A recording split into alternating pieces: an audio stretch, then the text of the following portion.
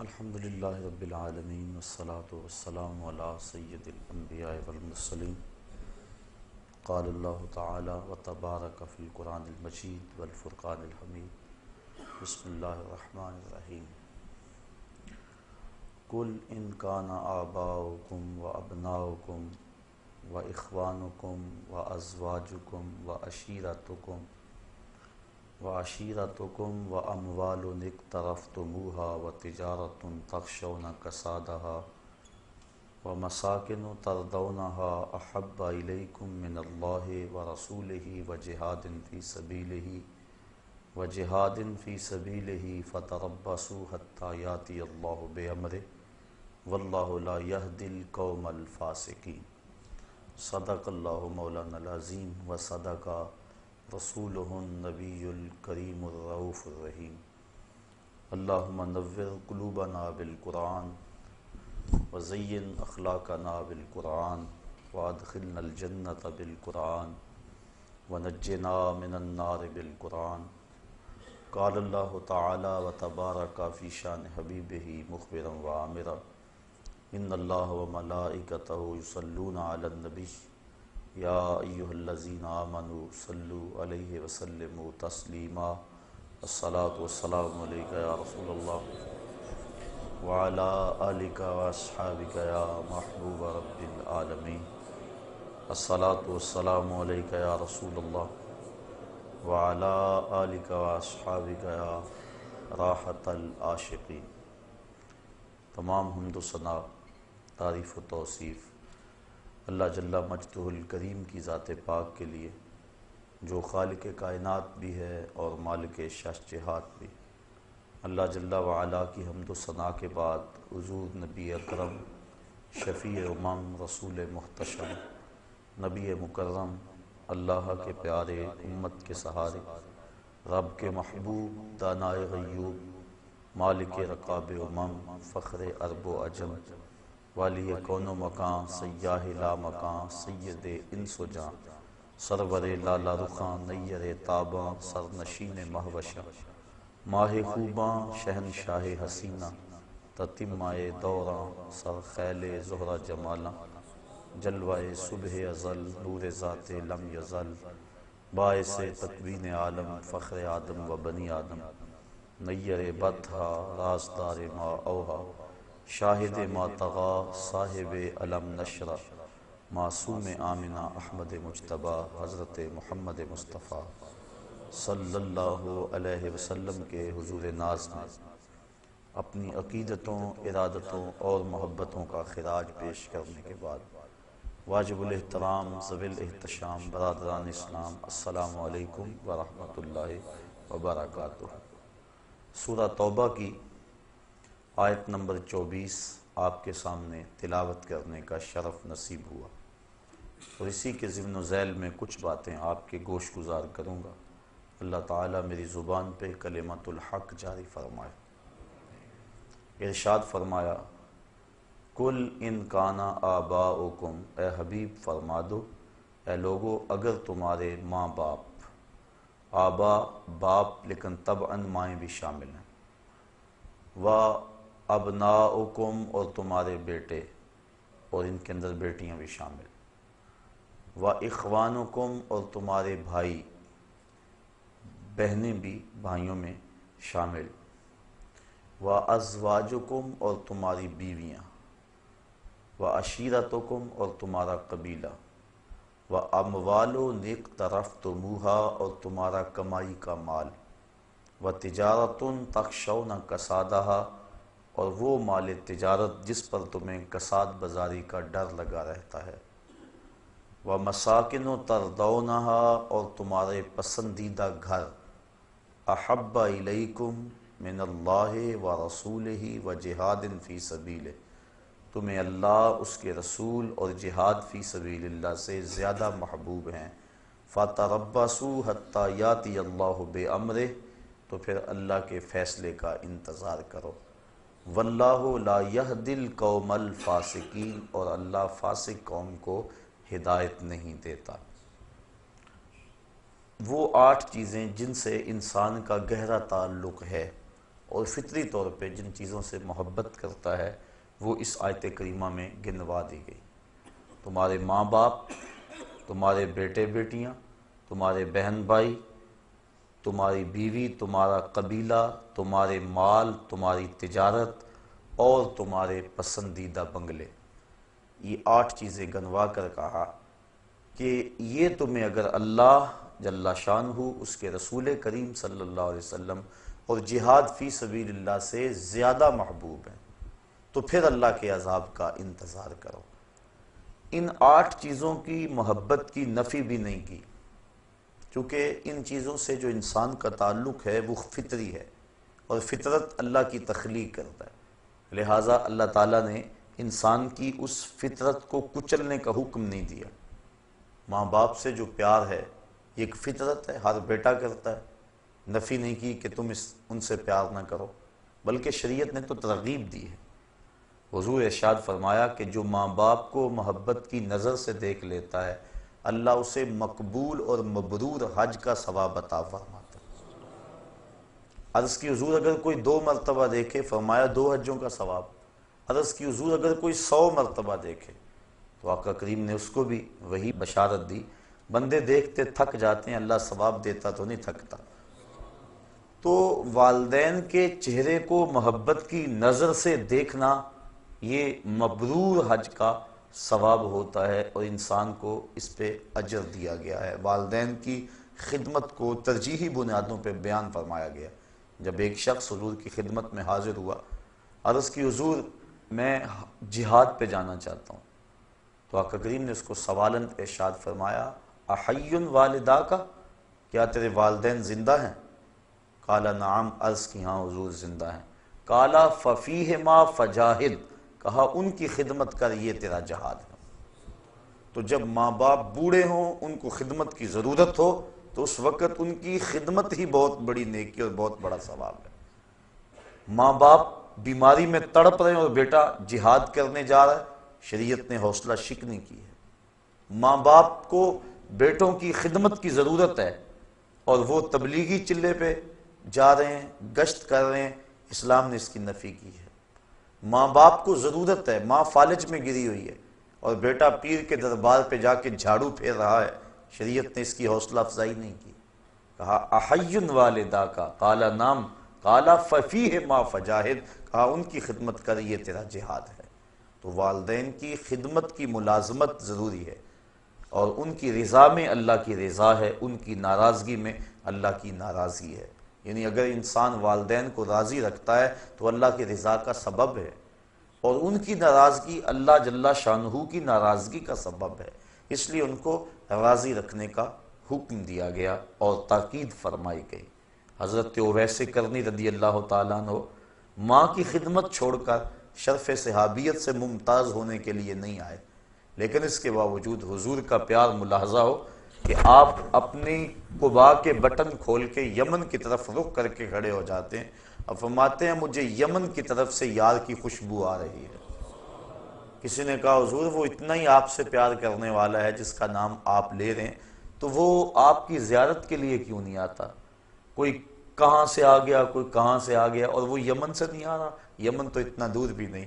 فرمایا اس کی بوڑھی اور نابینا ماں ہے جس کی خدمت اسے میرے حضور آنے سے روکے ہوئے۔ اور پھر بلکہ صحابہ کو فرمایا اویس بن عامر کو ملنا، اس کی نشانیاں بیان کی، اور فرمایا جب اس سے ملاقات کرو تو میری امت کی بخشش کی دعا کا کہنا۔ یعنی دوسروں کے لیے اس بات کو عملی طور پہ سامنے رکھا کہ جو ماں کی خدمت کرتا ہے اس کی دعائیں قبول ہوتی۔ اور پھر جب حضرت عمر فاروق اور حضرت علی المرتضیٰ حاضر ہوئے رضی اللہ تعالیٰ عنہما اور حضور کا سلام بھی پیش کیا، تو ویسے کرنی تڑپ اٹھے اور بار بار کہتے تھے بتاؤ حضور کے لبوں پہ میرا نام کیسے آیا تھا، کیسے لب کھلے تھے اور کیسے اویس کا لفظ لبوں پہ آیا تھا۔ تو کہا اتنا جو تجھے پیار ہے تو پھر حضور کو ملنے کیوں نہیں آیا، حضور کی زیارت کے لیے کیوں نہیں آیا؟ کہا تم نے میرے رسول کی زیارت کی ہے؟ کہا ہاں ہم تو شام سویرے وہاں رہتے تھے۔ کہا پھر بتاؤ حضور کے جو ابرو تھے یہ جڑے ہوئے تھے یا کھلے ہوئے تھے؟ اب یہ حیرت میں ڈوب گئے، فرمایا مجھے پوچھو جو زیارت کے لیے نہیں گیا۔ کوئی دور سے دیکھتا اسے جڑے ہوئے نظر آتے اور قریب آ کے دیکھتا تو کھلے ہوئے نظر آتے۔ تو جو ماں باپ کی خدمت میں لگا رہتا ہے ثابت یہ ہو رہا ہے وہ حضوری رسول میں رہتا ہے۔ اس لیے شریعت نے ماں باپ کا پیار سکھایا ہے، فطرت ہے، اس کی نفی نہیں کی۔ وَأَبْنَاؤُكُمْ، اور تمہارے بیٹے، گھر میں آنگن میں پھولوں کی طرح بچے کھیل رہے ہوں، اور شام جب بندہ گھر پلٹتا ہے اور بچوں کو کھیلتے ہوئے دیکھ کر اس کی طبیعت میں خوشی کا آنا فطری بات ہے۔ اولاد سے پیار یہ اللہ تعالیٰ نے ماں باپ کے سینے میں رکھ دیا۔ ماں کے سینے میں وہ تڑپتی ہوئی ممتا اور محبتوں کے امٹتے ہوئے وہ جذبات رکھے کہ دنیا پر اس قدر محبت اور پیار جتنا ماں کو اولاد کے ساتھ ہے اتنا کسی کو نہیں دیا گیا۔ تو یہ فطرت ہے، اور اسلام فطرت کے خلاف جنگ نہیں کرتا، تو نفی نہیں کی گئی اس کی، بلکہ آقا کریم نے حضرت امام حسن رضی اللہ تعالی عنہ کا منہ چوما۔ ایک عربی کھڑا تھا، اس نے اس منظر کو دیکھا تو عرض کی حضور اپنی اولاد کا اس طرح آپ منہ بھی چوم لیتے ہیں؟ تو آقا کریم نے جواباً ارشاد فرمایا، اللہ نے تیرے دل سے رحم چھین لیا ہو تو میں کیا کروں۔ تو والدین کا اولاد کے ساتھ پیار یہ فطری ہے، اور اسلام نے اس کی نفی نہیں کی، بلکہ اولاد کی تربیت میں مشغول ہو جانا نفلی عبادت سے بہتر ہے۔ مصلی بچھا کے نوافل پڑھنے سے یہ بہتر ہے کہ اولاد کو آداب دین سکھائے جائیں، ان کو بتایا جائے بیٹا نماز اس طرح پڑھنی ہے، کوئی آئے تو سلام یوں کرنا ہے، مہمان کے ساتھ یوں حسن سلوک کرنا ہے، یہ چیزیں ان کو پڑھانے کے لیے بیٹھ جانا یہ نفلی عبادت میں مشغول ہونے سے بہتر ہے تربیت اولاد۔ تو شریعت نے والدین کے لیے اولاد کی محبت کی نفی نہیں کی۔ وَإِخْوَانُكُمْ، اور تمہارے بھائی اور بہنیں۔ تو بھائی بہنوں کا جو تعلق ہے وہ بھی ایک فطری ہے، ایک چار دیواری اور ایک چھت تلے انہوں نے پرورش پائی ہوتی ہے، ایک ماں کی گود میں کھیلے ہوتے ہیں، ایک باپ کی شفقتیں ان کو میسر رہی ہوتی ہیں، ایک چولہے پہ بیٹھ کے چپاتیاں کھاتے رہے اور آپس میں محبت کا اظہار کرتے رہے ہیں۔ تو جو ان کا پیار ہے وہ مثالی ہونا چاہیے۔ اگر آلائشیں پیدا نہ ہو تو اس سے بڑا اور رشتہ دوستی کا اور محبت کا اور کون ہو سکتا ہے۔ یہ تو بدقسمتی ہے ہمارے دور میں کہ یہ جو شریکہ برادری پتہ نہیں کہاں سے آ گئی۔ یہ شریک کا حالانکہ مفہوم یہ نہیں تھا جو ہم نے بنا لیا ہے، شریک شرکت سے نکلا ہے، اور شریک کا معنی ہے جو وراثت میں شریک ہے، جو دکھوں غموں اور پریشانیوں میں شریک ہے، جو ہر معاملہ زندگی میں ایک دوسرے کے شریک ہیں، شرکت کرنے والے ہیں، ان کو شریک کہتے ہیں۔ لیکن اب ہم نے شرکت کا مفہوم یہ بنا لیا ہے جو دوسرے پہ طاق رکھیں، دوسرے پہ نظر رکھیں اور اس کی دولت سے، اس کی عزت سے، شہرت سے جلیں، اس کو شریک کہتے ہیں۔ ہم سکی بیٹی کی شادی رچائیں تو یہ فکر لاحق ہو جاتی ہے کہ اگر کھانا کم پڑ گیا، مہمان زیادہ آ گئے، بارات بے تحاشا آ گئی، تو اگر کھانا کم پڑ گیا تو شریکوں کی نظر پڑ گئی تو یہ اس بات کو ایشو بنا لیں گے اور اس بات کا تمسخر اڑائیں گے، تذلیل کریں گے۔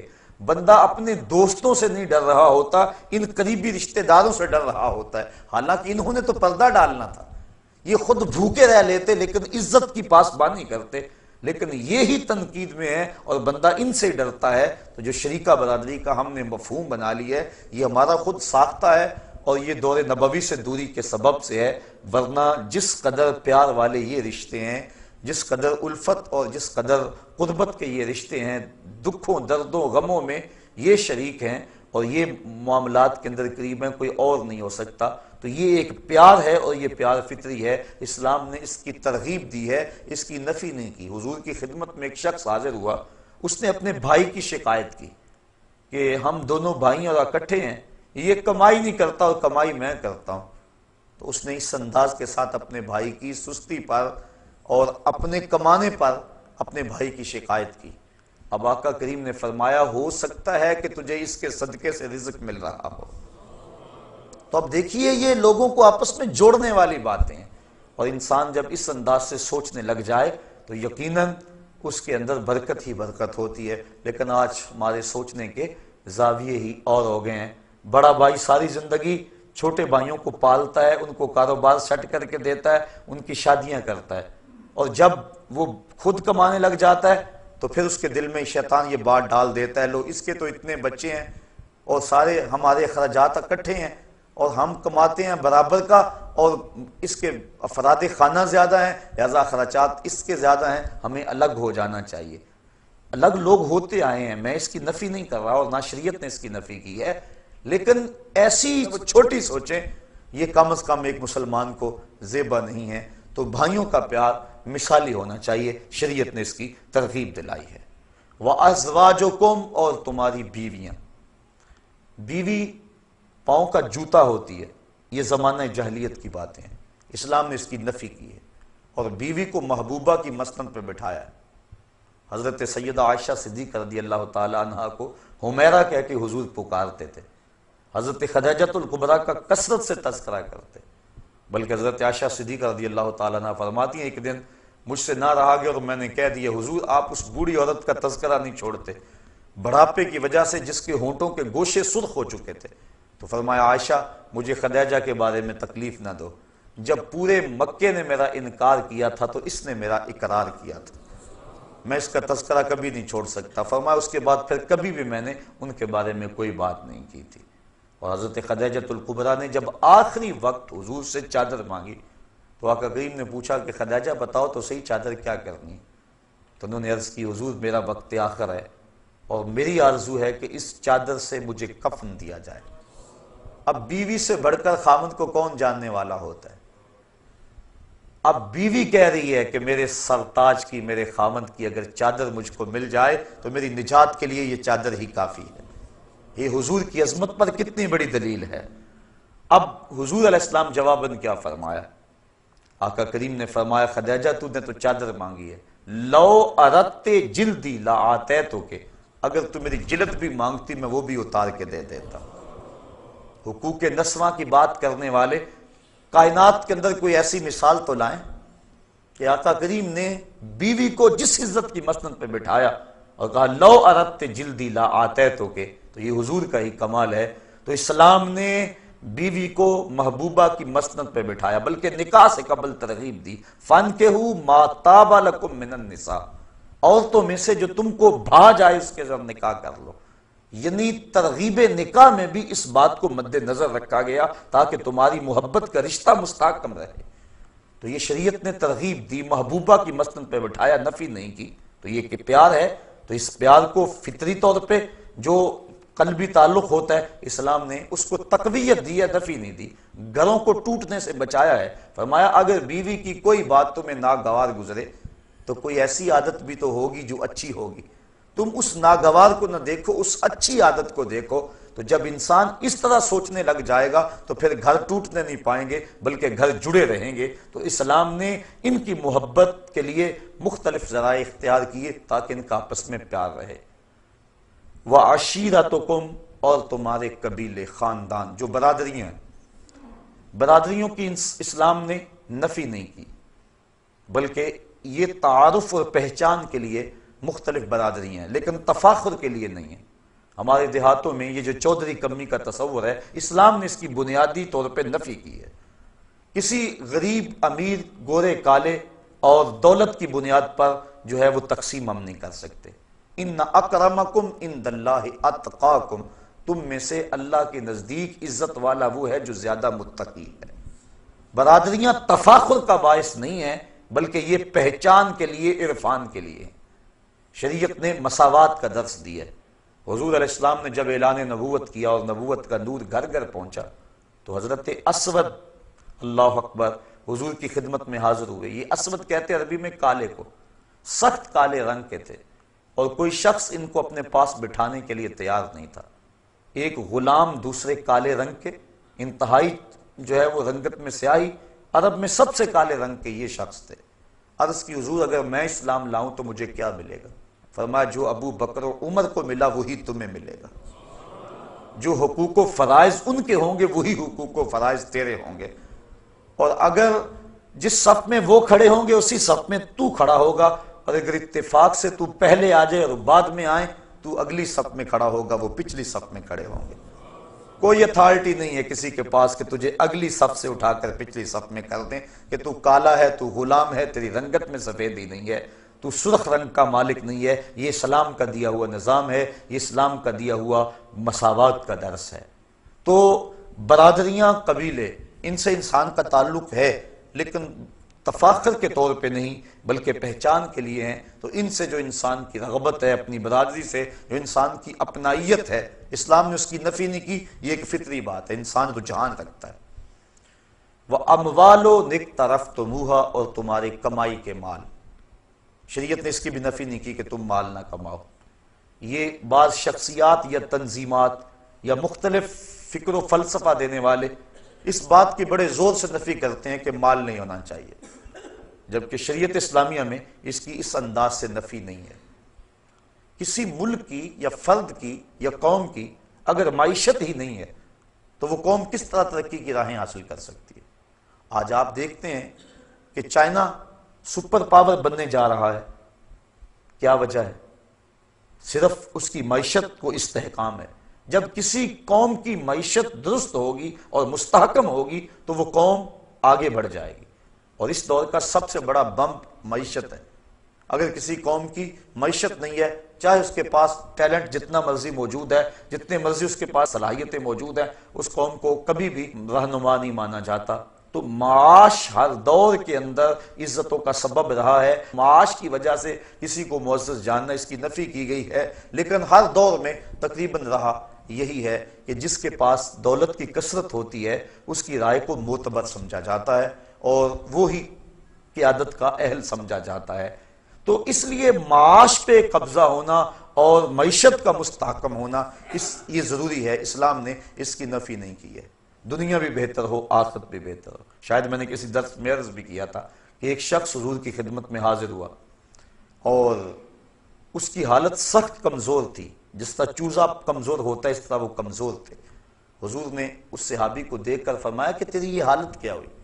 تو اس نے عرض کی حضور میں نے اللہ سے ایک دعا مانگی کہ جو دکھ، تکلیفیں، اذیتیں، عذاب آخرت میں میرے مقدر کے ہیں وہ دنیا پہ آ جائیں تاکہ میں دنیا سے فارغ ہو کے آخرت میں صاف ہو کے جاؤں۔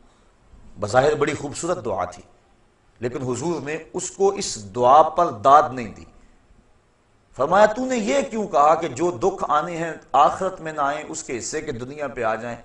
فرمایا تو نے یہ کیوں نہیں کہا ربنا آتنا فی الدنیا حسنۃ وفی الآخرۃ حسنۃ، اے اللہ مجھے دنیا میں بھی بہتریاں دے دے، آخرت میں بھی بہتریاں دے دے۔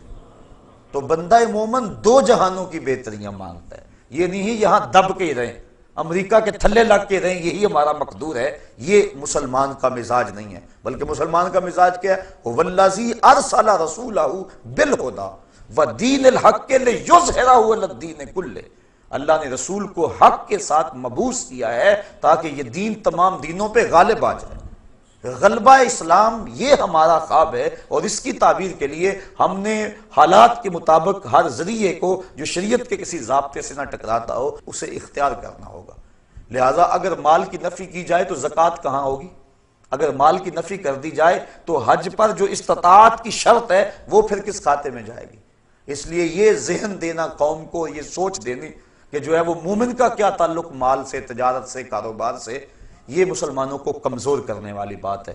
اور بطور حوالہ میں آپ کے سامنے برطانیہ کی نو آبادیاتی وزارت کا جاسوس مسٹر ہیمفر، جس نے سلطنت عثمانیہ کو توڑنے کے لیے اہم کردار ادا کیا ہے، اس کی یادداشتیں اب مرتب ہو کے چھپ کے آ گئی ہیں، مارکیٹ میں دستیاب ہے۔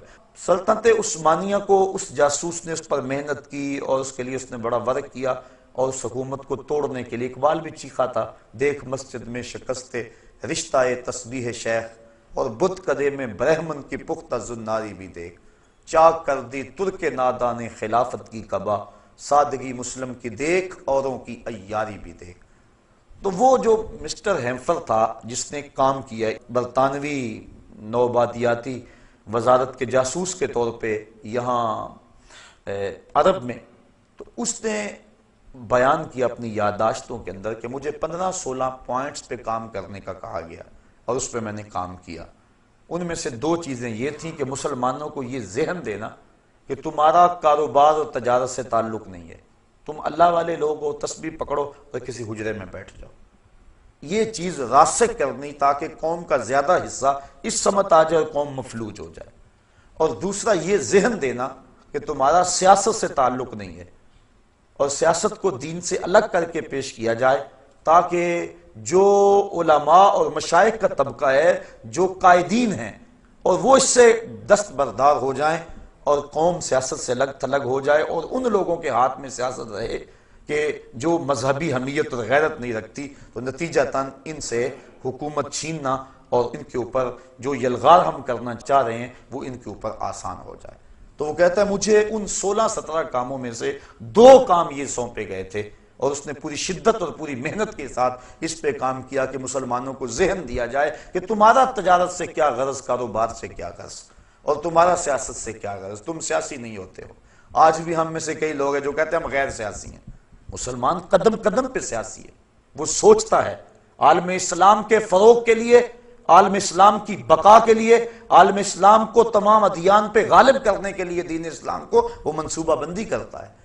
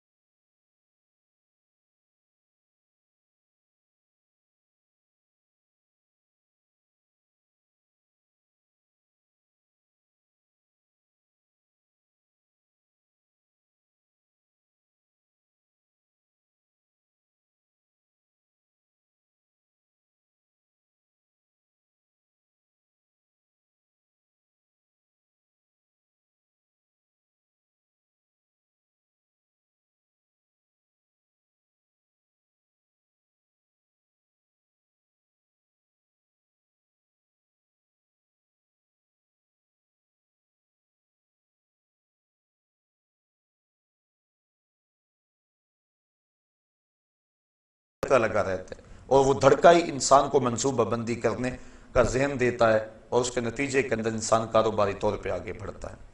وَمَسَاكِنُ تَرْضَوْنَهَا، اور تمہارے وہ گھر جن کو تم پسند کرتے ہو۔ اپنا گھر، اپنی 4 دیواری، یہ بہت بڑی دولت اور بہت بڑی نعمت ہے۔ حضور نے ارشاد فرمایا جس کو 3 چیزیں مل گئیں یہ اس کی خوش بختی سے ہے: اچھا گھر، اچھی سواری اور اچھی بیوی۔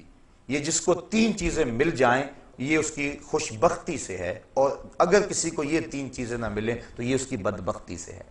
تو اچھا گھر یہ انسان کی آرزو ہے۔ تو ان سے پوچھو جو کرائے پہ رہتے ہیں، جب مالک مکان کہتا 8 دن کے اندر اندر گھر فارغ کرو، اور جوان بچیاں اب کدھر جائے، آگے مکان مل نہیں رہا، یہ اس سے کوئی پوچھے کہ وہ کس حال میں ہوتا ہے، تو اسلام نے نفی نہیں کی۔ ہاں، گھر ضرورت کے لیے ہو، تفاخر کے لیے نہ ہو، احساس لوگوں کو دینے کے لیے، اپنی ٹھاٹ باٹ کا اظہار کرنے کے لیے، اس کی نفی کی۔ گنبد نما مکانوں کی تعمیر کو شریعت میں ناپسند کیا گیا، لیکن آسودگی کا گھر، ضرورت کا گھر، اس کا حساب نہیں ہوگا، لیکن جو ضرورت سے زائد ہوگا اس کا حساب ہوگا۔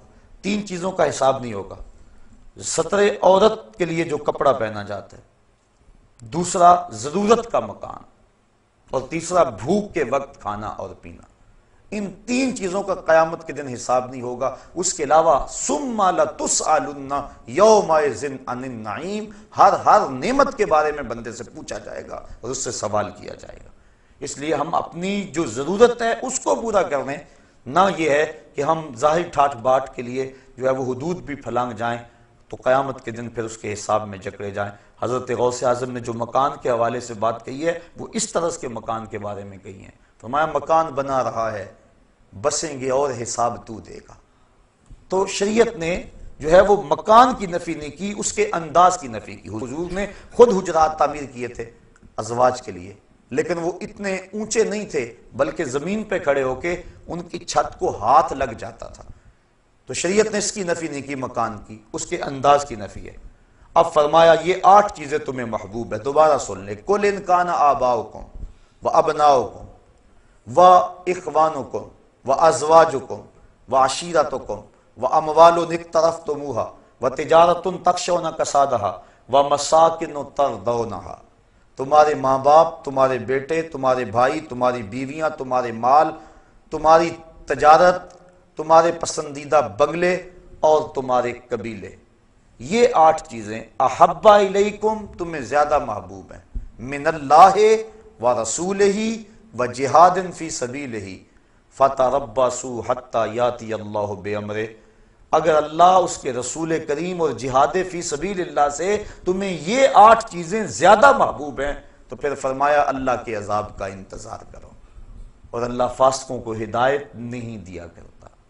اب ان 8 چیزوں سے جو تعلق ہے اور محبت کا جو رشتہ فطری ہے، اسلام نے اس کی نفی کیے بغیر موازنہ کا حکم دیا کہ تم ایک پلڑے میں ان 8 چیزوں کی محبت رکھ لو، اور ایک پلڑے میں اللہ اور اس کے رسول کریم کی محبت کو رکھو، جہاد فی سبیل اللہ کی محبت کو رکھو، اور پھر وزن کرو۔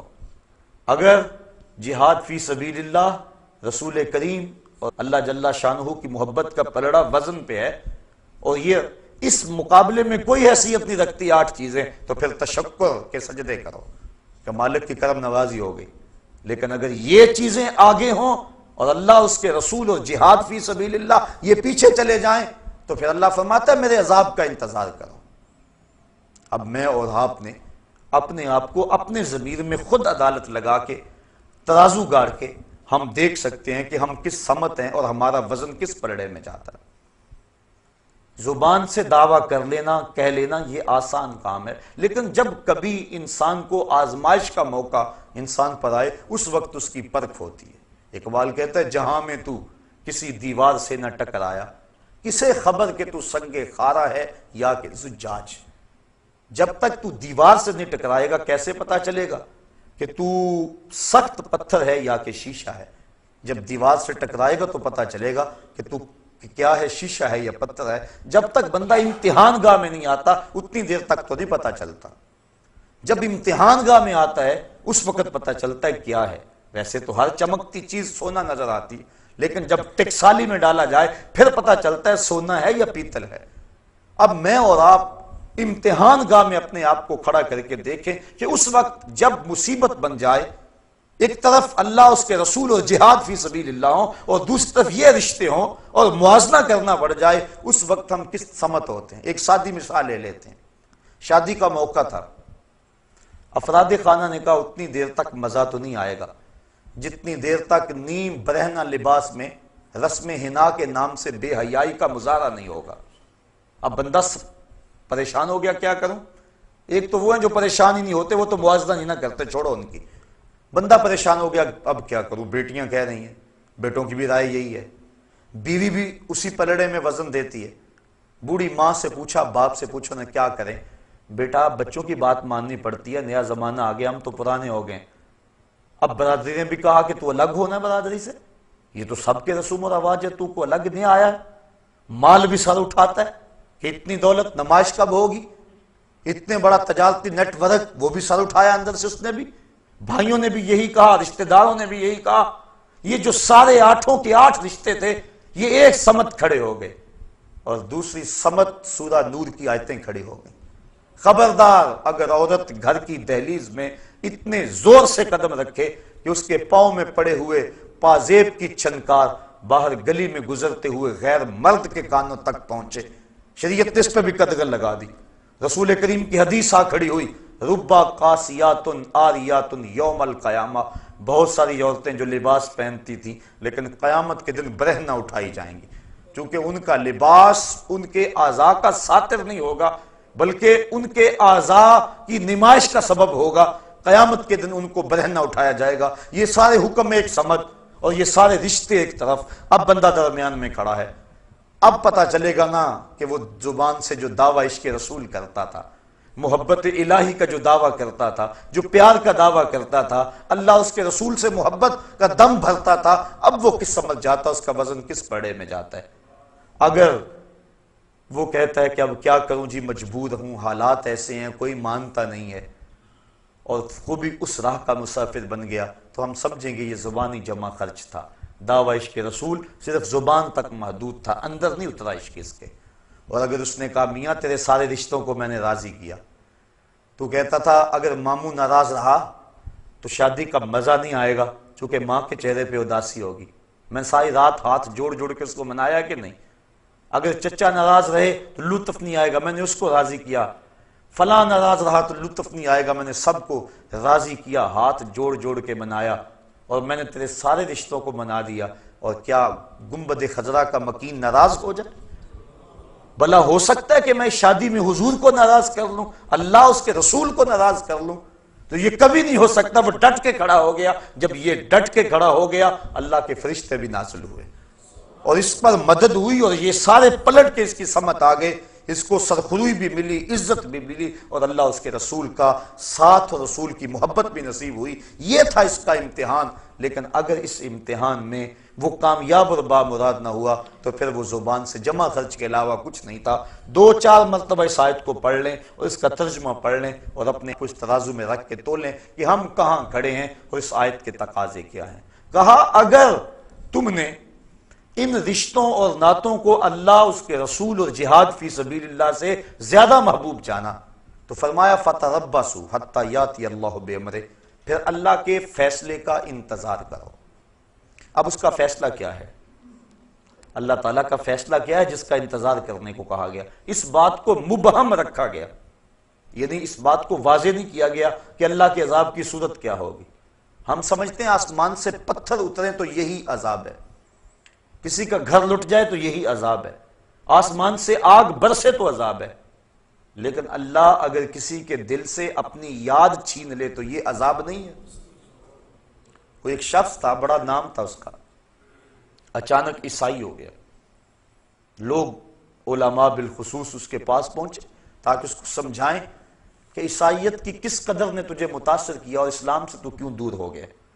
اس نے جو واقعہ سنایا، پرانی بات ہے، اس نے کہا کہ میں ایک دن ٹھنڈے پانی سے وضو کیا، بڑی مشکل سے وضو کیا، مصلی پہ کھڑا ہوا میرا وضو جاتا رہا، لیکن مجھے دوبارہ طاقت نہیں تھی، یعنی سستی ایسی تھی کہ دوبارہ وضو کرنے کے لیے نہ جا سکا، اور میں بے وضو ہی کھڑا نماز پڑھتا رہا، لیکن ڈرتا بھی رہا کہ میں نماز کی توہین کر رہا ہوں، سجدوں کی توہین کر رہا ہوں، مصلی رسول کی توہین کر رہا ہوں، میرے اوپر کوئی اللہ کا عذاب نازل نہ ہو جائے۔ میں نماز پڑھتا بھی رہا اور اس ڈر میں بھی رہا۔ ساری نماز مکمل ہوگی، جب سلام پھیرا اتنے وقت تک میرے اوپر کوئی عذاب نہیں آیا تھا۔ میں نے کہا اسلام تو دین ہی سچا نہیں ہے۔ میں نے اسلام کو چھوڑا اور عیسائیت کو قبول کر لیا کہ میں نے توہین کی مصلی رسول کی اور میرے اوپر کوئی عذاب نہیں آیا، لہٰذا اسلام دین سچا نہیں۔ یہ تھا میرے عیسائی ہونے کا سبب۔ تو علماء نے کہا تو سمجھتا ہے میرے اوپر عذاب کوئی نہیں آیا، اس سے بڑا عذاب اور کیا ہو سکتا ہے؟ اللہ نے اپنا دین چھین لیا، اس سے کیا بڑا عذاب ہو سکتا ہے؟ اس نے اپنا دین چھین لیا تجھ سے۔ تو اب ذرا غور کیجئے، اللہ کسی سے اپنا دین چھین لے اور توفیق حق سلب کر لے تو اس سے بڑا عذاب کیا ہو سکتا ہے؟ تو اب فرمایا اگر تم ان رشتوں کو، ان چیزوں کو، ان 8 چیزوں کو اللہ جل شانہ، اس کے رسول کریم اور جہاد فی سبیل اللہ سے زیادہ محبوب جانو گے، فَتَرَبَّصُوا، پھر انتظار کرو، حَتَّى يَأْتِيَ اللَّهُ بِأَمْرِهِ، کہ اس کا فیصلہ آ جائے۔ آگے فرمایا وَاللَّهُ لَا يَهْدِي الْقَوْمَ الْفَاسِقِينَ، اللہ فاسق قوم کو ہدایت نہیں دیتا۔ کیا مطلب؟ وہ ہدایت کے جو اسباب ہیں ان سے صرف نظر کر جاتے ہیں۔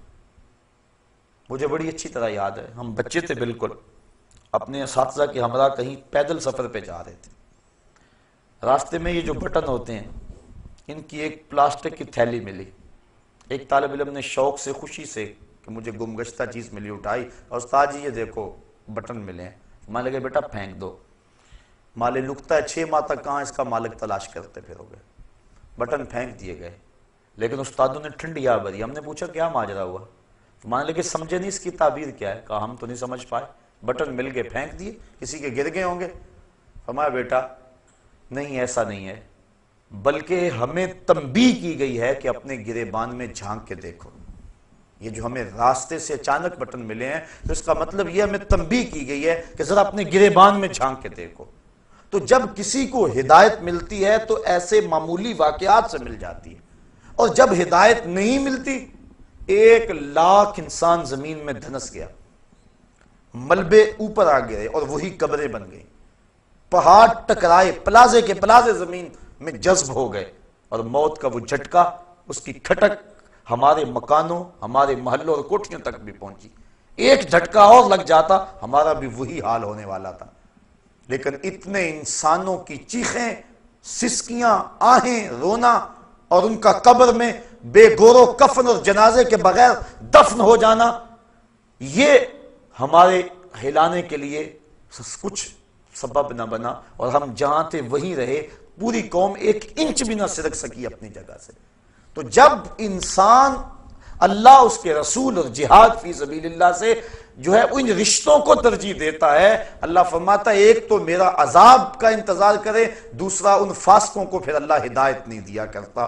بڑے بڑے سامان ہدایت کے آ جائیں لیکن وہ اس سے عبرت نہیں لیتے، بلکہ وہ اسی طرح زندگی گزارتے رہتے ہیں۔ ہم دیکھیں کہیں ایسا تو نہیں ہے کہ ان بدلتے ہوئے حالات کے باوجود بھی ہم عبرت کی راہوں پہ نہیں آ رہے، کہیں ایسا تو نہیں کہ ہمارے یہ رشتے اللہ اس کے رسول سے کہیں محبت میں زیادہ تو نہیں ہیں۔ ہم ضرور اپنے آپ کو دیکھیں، سوچیں، اس پہ تفکر کریں۔ صحابہ کی تو زندگی دیکھیے، ایک صحابی حضور کی خدمت میں حاضر ہوا، بیٹھا، سلام لیا، آقا نے جواب نہیں دیا، بڑا پریشان ہوا، عرض کی حضور مجھ سے کون سی غلطی ہو گئی کہ آپ نے میرے سلام کا جواب نہیں دیا؟ حضور کا ناراض ہو جانا صحابہ پر قیامت سے کم نہیں تھا۔ سورہ توبہ اٹھاؤ، حضرت کعب بن مالک سے ناراض ہو گئے حضور، غزوہ تبوک میں یہ 3 صاحب پیچھے رہ گئے تھے۔ سورہ توبہ میں تفصیلی واقعہ موجود ہے، اللہ ارشاد فرماتا ہے زمین وسیع ہونے کے باوجود ان پر تنگ کر دی گئی۔ کہتے ہیں میں حضور سے سلام لیا، حضور جواب نہ دیا، میں صحابہ کی طرف آیا، انہوں نے منہ پھیر لیے، بڑا پریشان ہوا، گھر آ گیا کہ بیوی سے جا کے کہانی سناؤں گا، لیکن بیوی دوسری سمت منہ کر لیا، میں نے بولا، اس نے بات نہ کی۔ میں نے کہا تجھے کیا ہوا؟ کہا سنا ہے اللہ کے رسول تجھ سے نہیں بولتے۔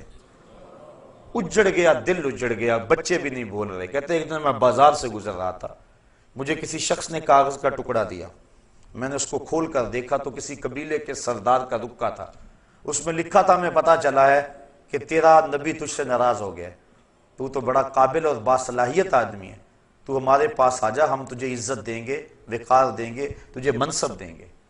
کہتے ہیں کہ مجھے غصہ آیا اور میں نے کاغذ کو ٹکڑے ٹکڑے کر دیے اور رونا شروع کر دیا، میں اتنا برا ہو گیا ہوں کہ دشمن بھی مجھے اپنا سمجھنے لگے۔ اور پھر سورہ توبہ کی وہ آیتیں نازل ہوئیں، بخشش اور مغفرت کا اعلان ان کے لیے آیا۔ تو حضور کا ناراض ہو جانا صحابہ کے لیے قیامت تھا۔ حضور نے سلام نہ دیا، وہ پریشان ہو گیا، عرض کی حضور کون سی میرے سے خطا سرزد ہو گئی؟ آقا نے اس کے ہاتھ کی طرف اشارہ کیا، سونے کی انگوٹھی پہنی تھی، اس نے اتار کے پھینک دیا، چونکہ ان الذھب والفضۃ حرام لذکور امتی، سونا اور چاندی میری امت کے مردوں کے لیے جائز نہیں ہے، عورتوں کے لیے یہ دونوں دھاتیں جائز ہیں، اور مردوں کے لیے صرف 4.5 ماشے سے چاہے رتی بھر کام ہو، پورے 4.5 ماشے نہ ہو، چاندی کی 1 انگوٹھی مرد کے لیے جائز ہے، اس کے علاوہ سونا چاندی کسی صورت میں بھی مرد کے لیے جائز نہیں ہے، منع کر دیا گیا، روک دیا گیا۔ اب اس نے انگوٹھی اتاری اور پھینک دی، حضور نے سلام کا جواب دے دیا، گفتگو ہوتی رہی، جب لوگ اٹھ کے جانے لگے یہ بھی اٹھ کے چل دیا، کسی نے کہا جناب انگوٹھی تو اٹھا لو، قیمتی ہے، سونے کی ہے، تم نہ پہننا، بیوی کو دے دینا، وہ اس کے لیے تو جائز ہے۔ کہا جس انگوٹھی پہ میرے آقا کی ناپسندیدگی کی نگاہ پڑ گئی ہے میں اس کو اب کبھی بھی نہیں اٹھا سکتا، جس کو حضور نے ناپسندیدگی سے دیکھ لیا اب وہ میرے کام کی نہیں رہی۔ یہ تھا ان کا پیار اور یہ تھی ان کی محبت۔ مدینے کی گلی سے گزر رہے ہیں، ایک گنبد نما مکان بن رہا تھا بہت اونچا، کہا کس کا ہے؟ کہا فلاں انصاری کا ہے۔ زبان سے کچھ نہیں کہا، چہرے پہ ناگواری کے آثار ظاہر ہوئے۔ کسی نے اس انصاری کو جا کے بتا دیا، 2 4 5 دن بعد دوبارہ گزرے، دیکھا کہ وہاں مکان نہیں تھا۔ کہا میاں کل پرسوں یہاں ایک مکان ہوا کرتا تھا، کہا حضور وہ تو گرا دیا گیا۔ بلایا انصاری کو، میاں مکان کیوں گرا دیا؟ کہا سنا تھا آپ کو پسند نہیں، بس میں اس کے اندر بود و باش اور رہائش کیسے کر سکتا تھا جو آپ کو پسند نہیں ہے۔ اب دیکھ لیجئے یہ ہے ان کی محبت کہ حضور کی رضا کو کتنی اہمیت دیتے ہیں اور حضور کی ناراضگی سے کتنا ڈرتے ہیں۔ میں اور آپ اپنے آپ کو ذرا دیکھیں، ترازو کے ایک پلڑے میں رکھیں، اپنی محبتوں کو ایک پلڑے میں رکھیں، اللہ اس کے رسول کے ساتھ جو محبتیں ہیں ان کو ایک پلڑے میں رکھیں اور پھر وزن کریں۔ اور اس آیت کو سورہ توبہ کی آیت نمبر 24 ہے، کسی بھی مترجم کا ترجمہ پڑھ کے دیکھ لیں اور دیکھیں کہ قرآن کیا کہہ رہا ہے، ترجمہ پھر سن لیں۔ قُلْ إِنْ كَانَ آبَاؤُكُمْ، حبیب فرما دو اگر تمہارے ماں باپ و ابناؤکم تمہارے بیٹے، و اخوانکم تمہارے بھائی، و ازواجکم تمہاری بیویاں، و عشیرتکم تمہارے قبیلے، و اموالون اقترفتموہا تمہارے کمائی کے مال، و تجارت تخشون کسادہا اور تمہاری وہ تجارت جس پر کساد بازاری کا ڈر لگا رہتا ہے، و مساکن ترضونہا اور تمہارے پسندیدہ گھر، احب الیکم تمہیں زیادہ محبوب ہیں، من اللہ و رسولہ و جہاد فی سبیلہ اللہ، اس کے رسول اور جہاد فی سبیل اللہ سے، فتربصوا تو پھر انتظار کرو، حتی یاتی اللہ بامرہ کہ اللہ کا فیصلہ آ جائے، واللہ لا یہدی القوم الفاسقین اور اللہ فاسق قوم کو ہدایت نہیں دیا کرتا۔ اللہ قرآن مجید ہماری ہدایت کا ذریعہ بنائے اور ہمیں اس کا فہم، نور اور روشنی عطا فرمائے۔